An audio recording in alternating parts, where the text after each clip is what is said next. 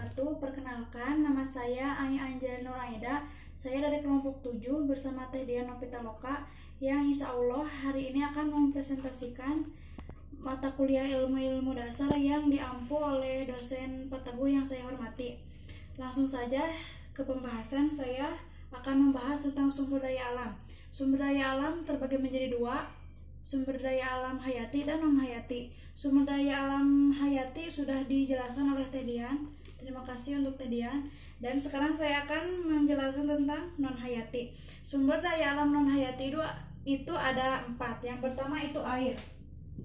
Pasti kalian tidak asing lagi dengan apa itu air, karena air kalian menemukannya setiap hari, bahkan setiap jam lah, karena meminum kan.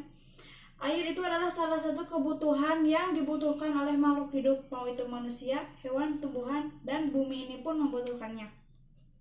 Salah satunya adalah 1. Keperluan kosmetik, misalnya memasak, minum, mencuci piring, dan apapun itu.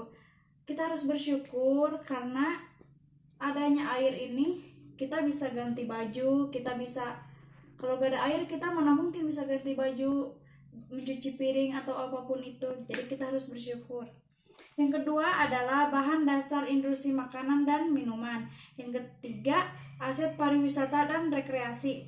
Yang keempat, sumber listrik dan tenaga air. Yang kedua, sumber daya alam non hayati adalah angin. Angin lagi pasti sudah tidak asing lagi kan? Kalian kalau keluar rumah suka menghirup angin yang sepoi-sepoi. Itu angin. Jadi angin ini adalah aliran udara dalam jumlah yang besar diakibatkan oleh rotasi bumi dan juga karena adanya perbedaan tekanan udara di sekitarnya. Nah, fungsi angin ini adalah 1. Membantu penyerbukan tanaman, 2. Membantu uap air bergerak, 3. Sumber energi listrik. Jadi angin juga membantu sumber energi listrik. Kalau tidak ada angin, sumber energi listrik tidak terbantu. Yang ketiga adalah tanah. Apa itu tanah? Ini juga semuanya sering kita temui. Tanah termasuk sumber daya alam non hayati yang sangat penting bagi makhluk hidup, bagi pertumbuhan, tanaman, atau apapun itu. Fungsinya 1. Untuk pembangunan rumah tinggal dan bangunan lainnya. Jadi kalau tidak ada tanah, mana mungkin kita bisa membangun rumah, membangun bangunan-bangunan besar seperti rumah sakit, sekolah. Itu kalau di dasarnya tidak ada tanah, itu tidak akan terjadi. Yang kedua, tempat menyerap dan menyimpan air hujan. Dan yang ketiga, tempat tumbuhnya segala jenis tanaman. Kita juga harus bersyukur ya, karena adanya tanah ini kita bisa makan buah-buahan tumbuh dari tanah disuburi oleh air hujan. Jadi ini sumber daya alam ini saling melengkapi. Juga tanah ini bisa membuat kerajinan, contohnya seperti tanah liat bisa membuat patung, bisa membuat kerajinan-kerajinan yang terbuat dari tanah liat. Oke, dan yang terakhir itu adalah hasil tambang. Nah, sumber daya alam ini memiliki fungsi yang begitu wow gitu buat kehidupan manusia. Yang pertama misalnya bahan dasar infrastruktur, yaitu aspal.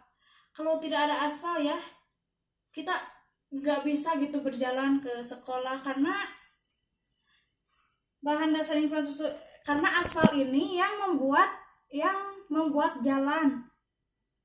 Jadi ada jalan lah di dunia teh. Yang kedua itu bahan bakar kendaraan bermotor seperti solar. Nah, beruntung juga karena ada solar, jadi kita kemana-mana bisa menggunakan kendaraan gitu, gak jalan kaki, gak ribet. Yang ketiga sumber energi, yaitu batu bara, gas cair, atau minyak tanah.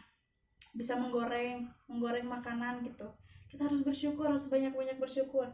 Yang keempat, sebagai perhiasan. Nah, buat ibu-ibu ini sangat berfungsi banget, ada emas, perak, dan lain-lain.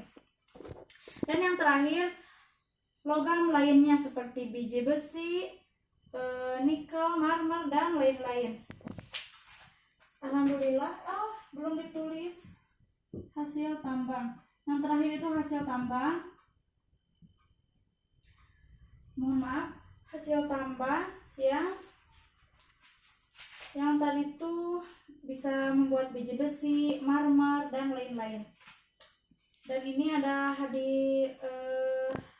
ayat Al-Qur'annya tentang sumber daya alam dan hayati. Surat Al-Mu'minun ayat 18. A'udzubillahi minasyaitonirrajim. Bismillahirrahmanirrahim. Wa anzalna minas samaa'i ma'am biqadarin fa askanahu fil ard wa inna 'ala dhahabin bihi laqadirun. Dan kami turunkan air dari langit menurut suatu ukuran, lalu kami jadikan air itu menetap di bumi, dan sesungguhnya kami benar-benar berkuasa menghilangkannya.